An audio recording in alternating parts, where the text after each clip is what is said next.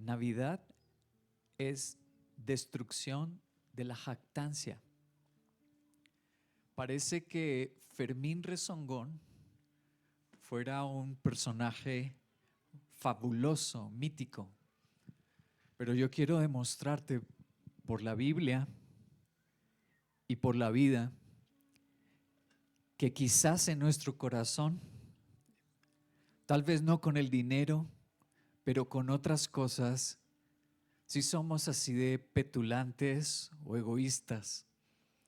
Alguno a la riqueza que se aferra no es el dinero, pero ¿qué tal sus amistades, su estilo de vida, sus deportes, su sexualidad?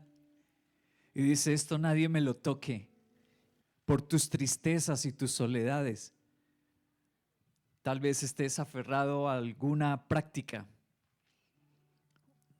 o alguna condición y estilo de vida. Entonces la Navidad se trata de destrucción de la jactancia. Lucas capítulo 2, versículo 1 al 7 leamos. Por aquellos días, el emperador Augusto César decretó que se levantara un censo en todo el imperio romano. Este primer censo se efectuó cuando Cirenio gobernaba en Siria. Así que iban todos a inscribirse, cada cual a su propio pueblo. También José, que era descendiente del rey David, subió de Nazaret, ciudad de Galilea, hacia Judea, y fue a la aldea de Belén, la ciudad de David, para inscribirse junto con María, que estaba comprometida para casarse con él. Ella se encontraba embarazada. Mientras estaban allí, se le cumplió el tiempo de dar a luz. Así que dio a luz a su hijo primogénito. Lo envolvió en pañales, lo acostó en un pesebre,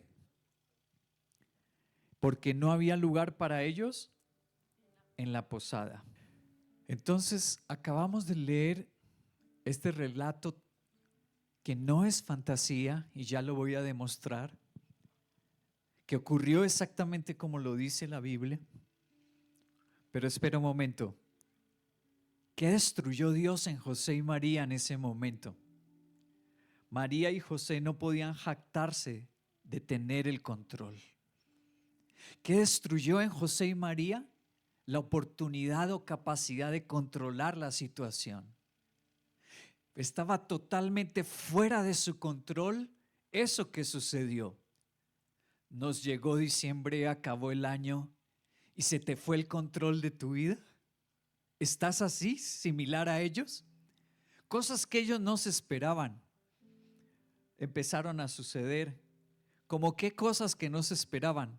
Mira el versículo 1 y 2. En la pantalla tenemos sobresaltado en color el nombre del emperador Augusto César. No está bajo su control las decisiones del emperador. José y María no podían controlar eso, como nosotros no podemos controlar la de un presidente, la de un jefe en la empresa. Tú no controlas eso. Pero además está el nombre de Cirenio, que gobernaba en Siria. Tampoco tenían el control sobre la situación internacional, sobre Donald Trump o lo que haga Nicolás Maduro en Venezuela. No tenemos el control. José y María, la situación les cambió, como quizás nosotros estamos llegando al fin del año con situaciones que no controlamos. Y por esos dos nombres sabemos que esta historia es real. Cuando se escribió la Biblia, siglo I, estamos leyendo en Lucas, siglo I después de Cristo. Quiere decir que habían personas vivas que podían certificar si eso era mentira o era verdad lo que se estaba escribiendo.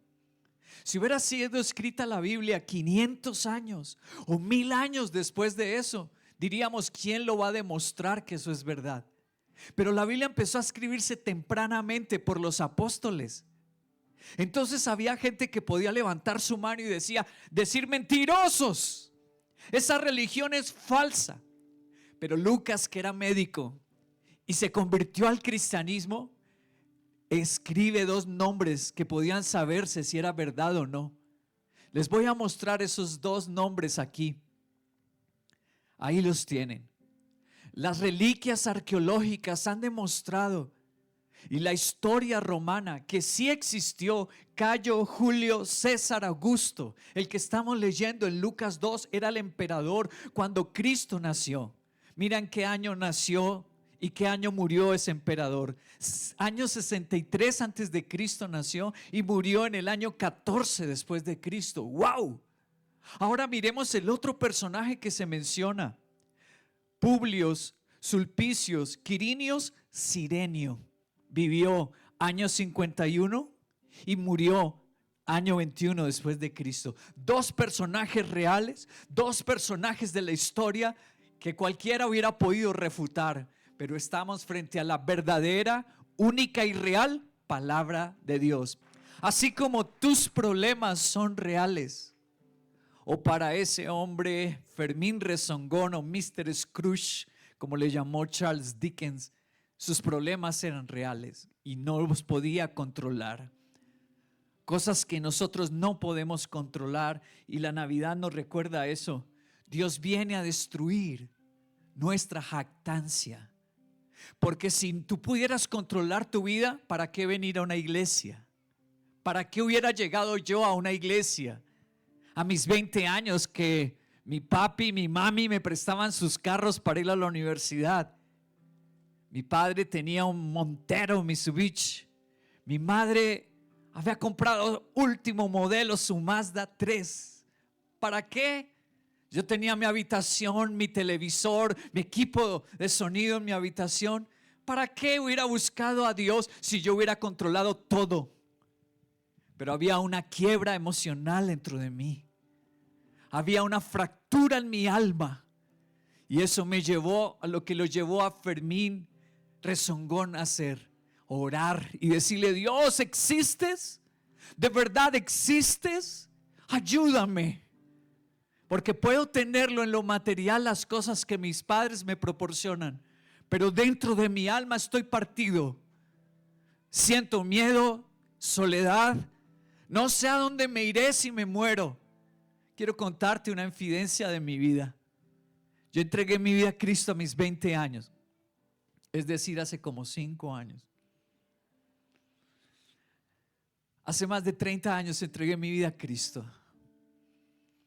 ¿Y sabes cómo fueron mis primeras navidades? ¿Qué fue lo que me pasó? Pues las pasé solo. El pastor de la iglesia donde yo llegué, yo estuve en una silla como tú estás hoy en una banca. Yo no nací siendo pastor, ni nací siendo cristiano. Yo vengo de una familia supremamente católica, arraigada como en su mayoría los colombianos. Mi madre de Santander, mi padre de Boyacá, profundamente arraigados a las tradiciones. Y yo estuve en una silla allí sentado y en una Navidad tomé el teléfono, llamé al pastor y le dije: ¿nos podrías prestar el templo? El pastor quedó estupefacto. ¿Qué? Él pensó que yo era un niño de la calle, que no me quería mi familia o que yo no tenía comida. Él no sabía mi historia. Yo en mi casa tenía buena comida. Yo vivía en una super casa. Yo tenía todas esas comodidades. Yo estaba en la universidad, en una universidad privada. ¿Por qué entonces pedía un templo para pasar la Navidad? Mis primeras Navidades las pasé con los jóvenes de la iglesia. Llegamos a ser más de 20, que no queríamos caer esa noche de Navidad de nuevo en licor, embriagarnos, o lo que me pasaba a mí, las drogas. Ahora queríamos orar por nuestra familia. Y yo pasé mis Navidades ayunando por mis padres, por mi familia, porque en mi mente está: desde ese momento que estuve en las fuerzas militares, nadie me ama como mi familia. Eso quedó marcado en mi corazón. Mis amigos de rumba y de drogas, cuando estuve en el ejército, allá no estaban. Yo pasé Navidad en el ejército, yo pasé esas épocas. ¿Y sabes quién llegó como a la 1 de la mañana con una ollita y un ajiaco al batallón? mi familia, mis papás, mi abuela. Entonces yo salí con esta determinación: no tengo amigos, mis amigos son mis padres, y así lo he creído siempre, mi familia.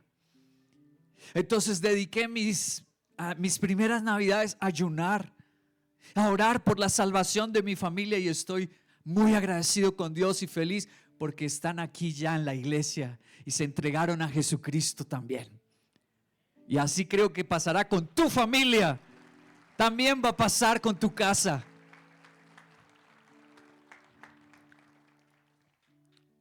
José y María tampoco podían jactarse en la Navidad. No solo que se destruyó la jactancia de el control de sus vidas, sino se destruyó la jactancia de tener los recursos para cumplir el llamado de Dios. El llamado de Dios para ellos era tener a Jesús, el Salvador del mundo, el Mesías, a Dios hecho hombre. Pero no tenían los recursos. Dice la Biblia, vamos a leer ese versículo 6 y 7. Dice: mientras estaban allí, se le cumplió el tiempo. Así que dio a luz a su primogénito. Ella no podía controlar cuándo se le venían los dolores de parto. Ella no podía controlar el día que nacería su hijo. Ahí dice: lo envolvió en pañales y lo acostó en un pesebre, el lugar donde se guardaban los animales, porque no había lugar para ellos en la posada. Los recursos, la jactancia fue destruida en la Navidad porque ellos no contaban con los recursos. Él no era un magnate que podía decir: compro un hotel para que nazca mi hijo. ¿Será que tú estás en esa situación hoy? Y tú no tienes los recursos para decir: yo cambio la vida de mi familia ya. Entonces este mensaje es para ti. Dios quiere destruir tu jactancia. ¿Para qué? Para Él hacer sus milagros, como la hizo en José y en María. Al ellos no poder hacer nada, Dios lo hizo todo.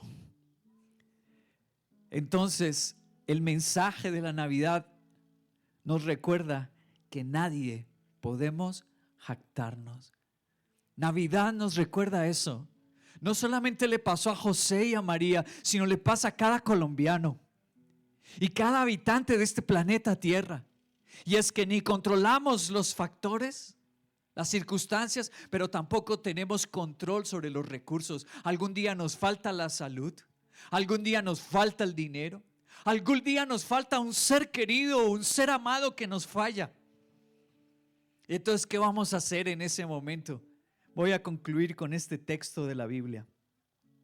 Efesios capítulo 2, verso 8 y 9 dice así: porque por gracia ustedes han sido salvados. ¿Cómo me va a llegar la salvación? ¿Cómo te va a llegar a ti la salvación de Dios? Dice: por gracia, es decir, por regalo. Es un regalo de Dios. ¿Mediante qué? Lo que no quería Fermín Rezongón: la fe.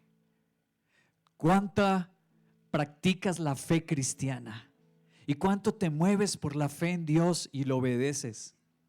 Y no procede de ustedes ese regalo y esa fe, sino que es el regalo de Dios y no es por tus obras, para que nadie se jacte. Jactancia. ¿Cómo hallo a Dios y su salvación? Sencillo: no te jactes más de que tú puedes. No te jactes más de que tú tienes este plan, este proyecto y de que vas a hacer esto o aquello. No te jactes más, porque la Navidad nos dejó Dios claro que no controlamos los factores y que no tenemos los recursos. Para ser salvo, tú necesitas rendirte a Jesús. No es por una religión, no es por buenas obras, porque ante Dios nadie somos buenos. Y lo acabas de leer en Efesios 2. Nadie puede decir que es salvado por sus buenas obras. No se logra así. La única manera de al morir ir al cielo es rendir nuestra vida al Salvador, a Jesús. Hazlo hoy. Recordé que en el 2018-19, así lo registró este diario norteamericano, Christmas Miracle. La iglesia de Chicago se enfrenta a una subasta. Fue salvada por una donación de $2 millones a última hora. En el año 2018 pasó esto. Ahí tienes una foto de la iglesia cristiana ortodoxa griega. Se llama la iglesia de la... Ay, perdón que me taparon el texto. La iglesia de la Santísima Trinidad está en el lado noreste de Chicago. Está a semanas de la ejecución de su hipoteca, según anunció el pastor Nicholas Jonas, quien es el párroco de esa iglesia. Los medios seculares le llamaron un milagro navideño. Yo creo que eso es verdad. Yo creo que lo que sucedió en Chicago en el año 2018 sigue pasando todo el tiempo, como pasó en mi vida a mis 20 años, con mi familia. ¿Qué puede pasar contigo? Los milagros de Dios. ¿Qué necesitamos? Le dieron un grupo desconocido, le dio una donación a esa iglesia de $2 millones. ¡Wow! Y el banco se la iba a rematar y a quitar por la hipoteca. ¿Cuál es el milagro que tú necesitas? Entrega tu vida a Cristo hoy. No te quedes solo con una obra bonita. No te quedes con eso. Y esa es la excusa de Dios. La excusa de Dios fue que alguien te invitó. La excusa de Dios fue que vinieras a ver acá. La excusa de Dios fue esta obra. Pero el propósito es que te encuentres con Cristo. Y Él hacer el milagro grandioso de cambiar tu vida como la cambió la mía, de un joven egoísta sumergido en los vicios, en la vida loca que le ofrecía el mundo. Y me cambió para llegar a ser un pastor y renunciar a mis proyectos, a mis planes. A estar en Navidad de rumba y ponerme a ayunar, dizque por mis papás, mi hermana, a quienes considero mis mejores amigos. Yo jamás pienso mal de mi familia. Alguien que no tuvo familia o la familia lo traicionó, lo comprendo si siente que la familia lo puede traicionar. Yo no vengo de una casa así. Yo no vengo de un hogar así. Mis rupturas fueron otras y en otras áreas de mi vida. Y quiero hoy invitarte a que ores conmigo y permitamos que el Espíritu de Dios, el Dios que creó estas lindas montañas y árboles, que nos regala una familia, a estos que actuaron aquí, que varios son de sus hijos, le permitas a Jesús venir y cambiar la jactancia de tu corazón. Sin importar lo difícil, lo adverso, lo grande, aún lo doloroso. Con Dios todo puede cambiar. Misión Veracá, porque con Dios todo puede cambiar.